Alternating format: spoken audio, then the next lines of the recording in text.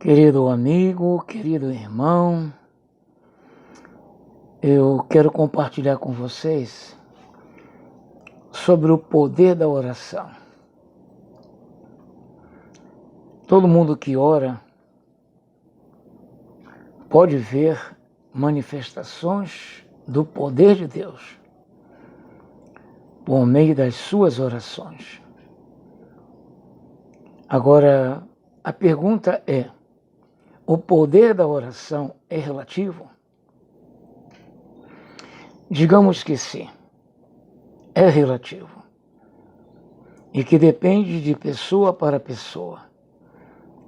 Mas, para início de conversa, afirmo que a oração poderosa depende muito mesmo de um coração quebrantado, humilde e sincero. Obviamente, este é um tema através do qual poderíamos escrever muitos livros. Entretanto, para facilitar as coisas, desejo compartilhar um pouco do meu conhecimento, baseado também em minha própria vida de oração. Os discípulos de Jesus viam grande manifestação de poder por meio do Senhor Jesus e notaram que ele tinha uma vida de oração constante. Será que eles não sabiam orar? É claro que sabiam. Todo judeu sabia orar. Porém, os discípulos queriam aprender a orar como Jesus orava. Suponho eu, porque eles acreditavam que o poder manifesto por meio de Jesus era fruto da sua vida de oração.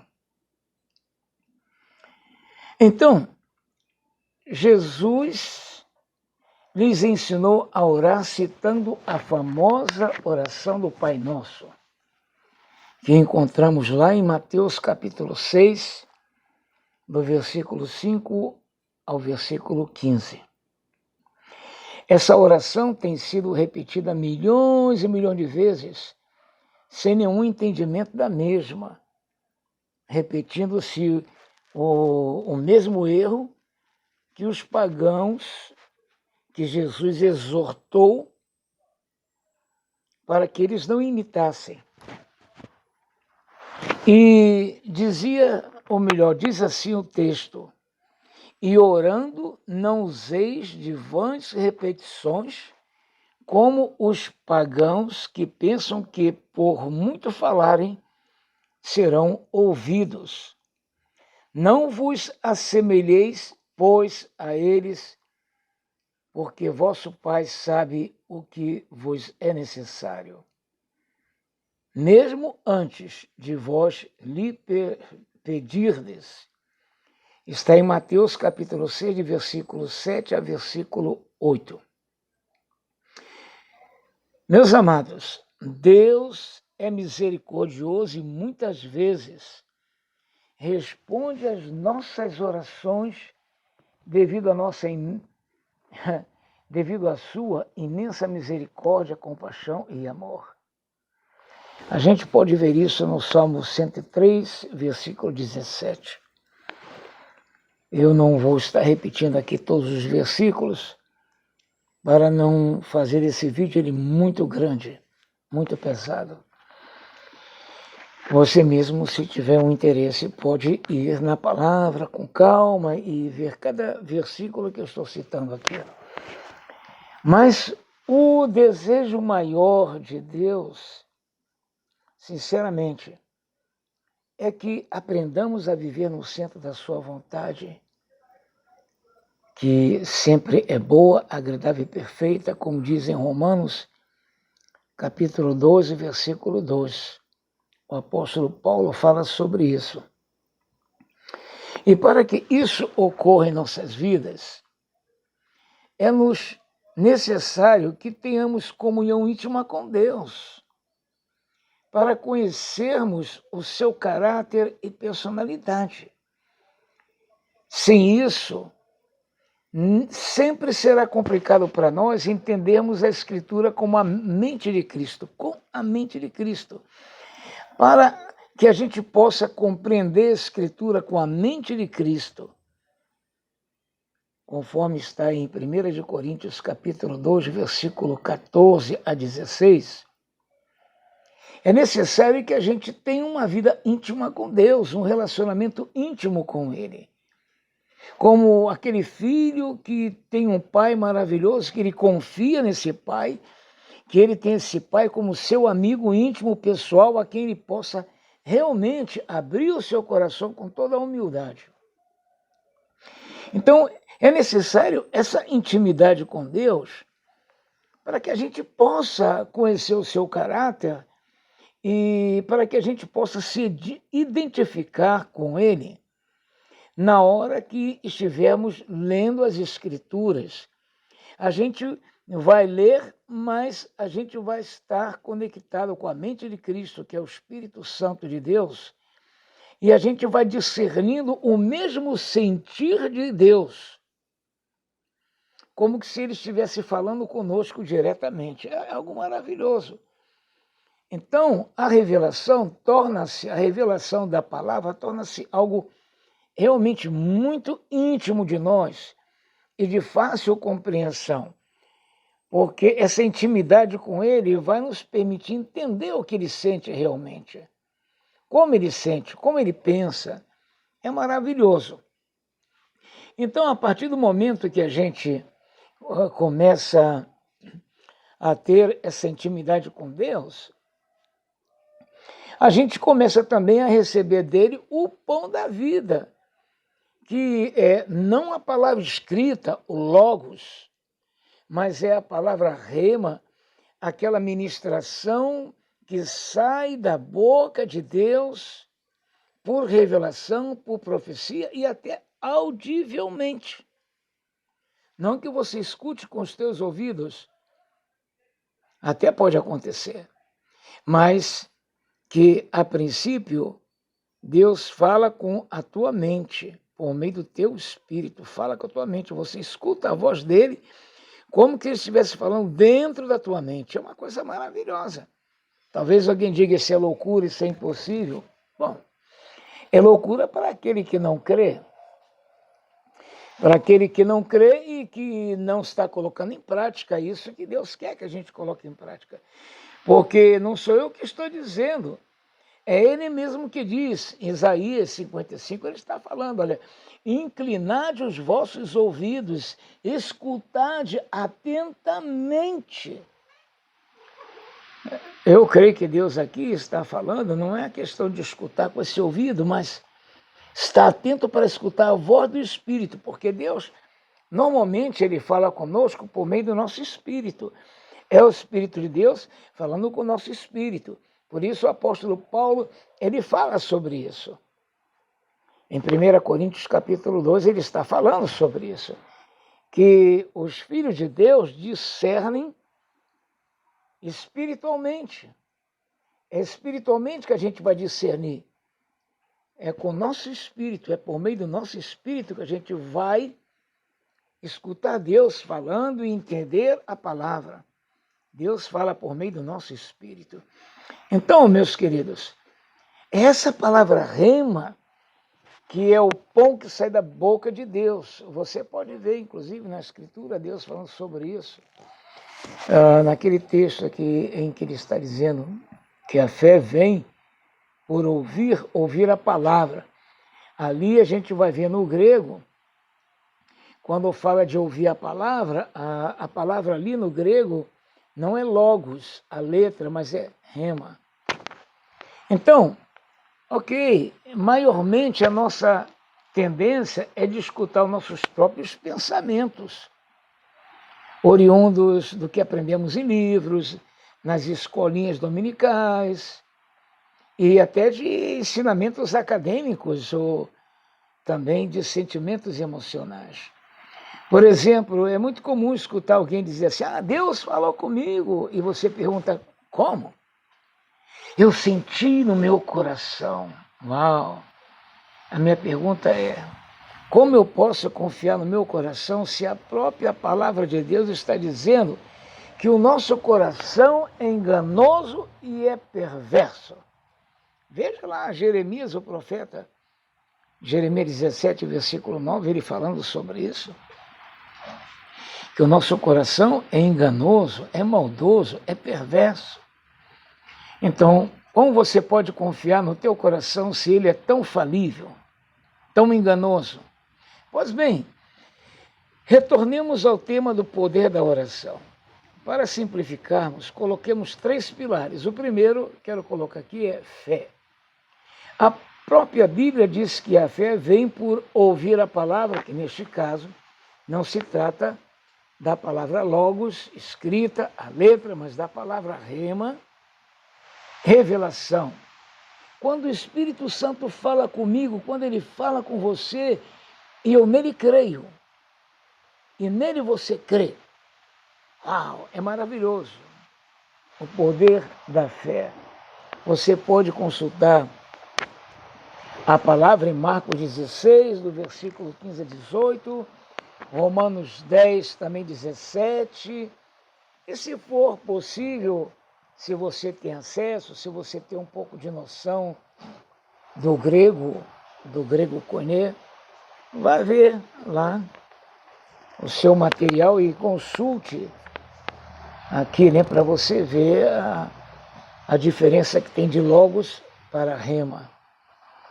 Então, a fé é fundamental para a manifestação do poder de Deus em nossas vidas e através de nossas vidas. Lembremos-nos que sem fé é impossível agradar a Deus. Você pode ver lá em Hebreus capítulo 11, versículo 6. Sem fé é impossível agradar a Deus. Para concluir sobre a fé, digo que a fé não é um atributo da natureza humana, nem é algo inerente a mim, não é algo imanente tampouco. Mas trata-se de algo imanente de Deus que nós podemos adquirir em forma de dom ou de fruto do Espírito Santo. Você pode consultar 1 Coríntios, capítulo 12, versículo 4 a 11, onde está falando sobre os dons, e você vai encontrar lá. Um dos dons é fé. E em Gálatas, capítulo 5, 22 a 25, você vai ver também onde a fé está incluída entre os frutos, ou seja, entre os elementos que compõem o fruto do Espírito Santo. A fé que está em nós é inerente e proporcional ao poder de Deus que opera em nós. Em nós, o poder de Deus em nós. E através de nós, por meio do seu Espírito Santo em nós. Consulte Efésios capítulo 3, versículo 20 e Efésios capítulo 6, versículo 10. Para fortalecer a tua convicção de que essas palavras que eu estou dizendo não são minhas, mas que foram tiradas lá da Escritura Sagrada. As Escrituras são como lenha na fogueira da fé. Quanto mais a gente lê e esquadrinha as Escrituras, maior a probabilidade de crescermos de fé em fé. A fé é uma prova do nosso crescimento e amadurecimento espiritual. Orações sem fé são inócuas, são vazias e não ultrapassam a altura da nossa estatura humana. Infelizmente, ou melhor, perdão dizendo, felizmente Deus é misericordioso e as suas misericórdias duram para sempre. Por isso, nunca se desanime, querido, minha querida, nunca se desanime. Sempre que necessitar de ajuda, coloque Deus em primeiro lugar e ore. Nele podemos confiar. Ainda que com medo ou dúvidas, nunca deixe de orar a Deus, ainda que você se considere indigno dele. Lembre-se que a importância fundamental de uma oração chegar até o coração de Deus e tocar no seu coração é a nossa humildade, o nosso quebrantamento, a nossa sinceridade. Por mais pecador que eu seja, que você seja, eu lhe garanto, se você falar com Deus com o coração quebrantado, um coração humilde, sincero, você vai ver que Deus vai te responder de uma maneira satisfatória, de uma maneira poderosa. O segundo é a justiça. A introdução da oração ao Pai Nosso começa invocando o nome do Pai, pedindo-lhe para que Ele estabeleça o seu reino em nossas vidas e conclui exortando-nos a perdoar. Pois se não perdoamos, não seremos perdoados. Ou seja, Deus é justo e espera de nós que pratiquemos a sua justiça ao invés da nossa justiça própria. Por isso diz assim Jesus, ensinando aos seus discípulos: mas buscai primeiro o reino de Deus e a sua justiça, e todas essas coisas vos serão acrescentadas. Mateus 6, versículo 33. A oração de um justo tem muito poder. Confessai as vossas culpas uns aos outros e orai uns pelos outros, para que sareis, para que sejam curados. A oração feita por um justo pode muito em seus efeitos. Veja em Tiago capítulo 5, versículo 16, a oração do justo tem muito poder. O fato da nossa oração não ser, aos nossos olhos, eficaz, não significa que as portas não vão abrir-se para nós. Veja Mateus capítulo 7, versículo 7 a 11, Romanos 8, versículo 26 a 28. Não se desanime. Em terceiro lugar, algo fundamental para a nossa oração ser realmente poderosa, quando a gente orar, a gente vê coisas maravilhosas acontecer, é a unção. Esta unção é uma das manifestações mais sublimes da vida de um filho de Deus. Para adquirirmos a unção, é-nos necessário uma vida de sacrifício. Temos que pagar o preço. Uma vida de jejum, de oração, santificação, consagração e dedicação ao reino de Deus. Para entendermos um pouco sobre a unção de Deus em nossas vidas, necessitamos viajar no tempo e irmos até lá em Moisés.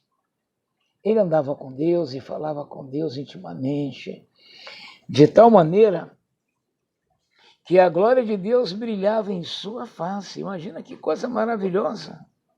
Que coisa maravilhosa, meus amados. Quem não está disposto a sacrificar-se por amor ao reino de Deus, não é digno de ser uma pessoa ungida. A unção nos dá autoridade para libertar prisioneiros das trevas, curar enfermos, expulsar demônios e, inclusive, ressuscitar moribundos e mortos. Veja Isaías capítulo 10, versículo 27, Lucas capítulo 4, 18, Atos 5, de 12 a 16. Se você crê nas Escrituras como a palavra de Deus, seguramente não pode negar a eficácia dela para os dias de hoje, pois passará o céu e a terra, mas as minhas palavras não passarão, disse o Senhor Jesus. Veja em Marcos capítulo 13, versículo 31. Na verdade, vos digo que aquele que crê em mim também fará as obras que eu faço, e as fará maiores do que esta, porque eu vou para meu Pai. A chave aqui de uma oração que realmente vem com autoridade, com muita unção, é crer. Crer no Senhor Jesus, crer na sua palavra, crer em suas promessas, não duvidar. Finalizando, eu convido os meus amigos e irmãos a meditarem sobre Efésios capítulo 6, do versículo 10 até 18. Nesses versículos aprendemos como deve ser a postura de um verdadeiro guerreiro de oração. Aqui vos falo o pastor missionário Dom Jefferson, NTO. Que o Senhor seja contigo, a graça e a paz superabunde em nossas vidas.